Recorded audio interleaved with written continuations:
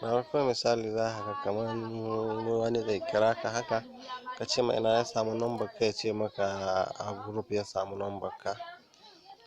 To misali kuma akwai manyan mutane hakan ga waɗanda ba su cika son ana damun su ba, haka sai ga kowa zai iya da ya shiga group in ya ga number su sai ya ɗauka ya ta kira.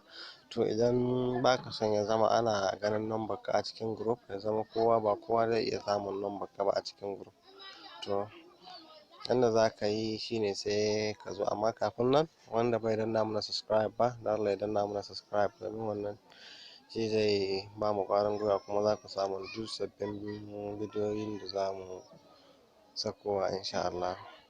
Bayan kun danna mana subscribe, to sai mutum ya shiga WhatsApp ɗin shi kamar haka.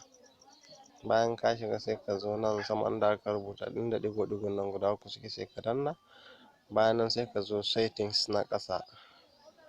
Bayan ka shiga settings sai ka shiga account.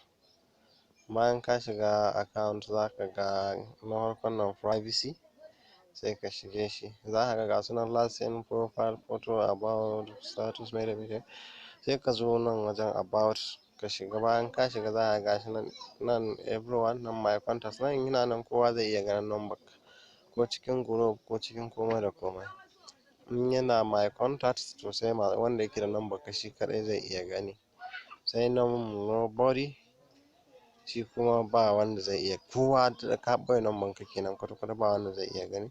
To sai ka maishe shi nan my contact, shi kenan in ka mai shi kenan ya sai to kenan, to shi kenan duk a cikin group ba wanda zai ƙara ganin number ka.